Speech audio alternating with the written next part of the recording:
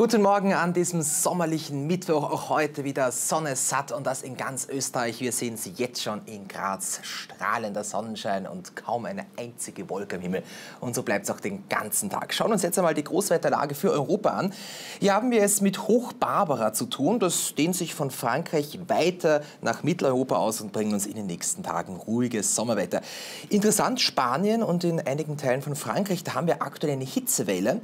Dort ist es um bis zu 8 Grad aktuell wärmer als sonst um diese Jahreszeit. Schauen wir uns mal Österreich im Detail an. Hier überwiegt heute wieder der Sonnenschein. Temperaturen von 24 bis 32 Grad sind drinnen. Im Norden und im Osten ziehen nur ein paar harmlose Wolkenfelder durch und es bleibt bis zum Abend hin trocken. Im Süden und im Westen, da entstehen einige Quellwolken. Hier sind einzelne Schauer und auch am Nachmittag mal wieder kurz ein paar Gewitter mit dabei.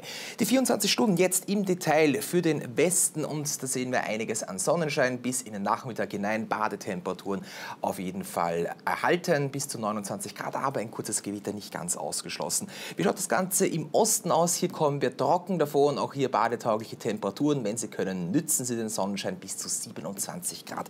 Spannend, die nächsten 7 Tage. Wir haben ja morgen von Leichnam. Was erwartet uns hier im Westen? Ein Mix aus Sonne, Wolken und ein paar Gewittern. 25 Grad maximal. Am Wochenende gehen die Temperaturen leider auch zurück. Im Osten morgen trocken bis zu 25 Grad. Einiges an Sonnenschein am Fronleichnamstag. Allerdings ab Freitag dann auch leicht gedämpft.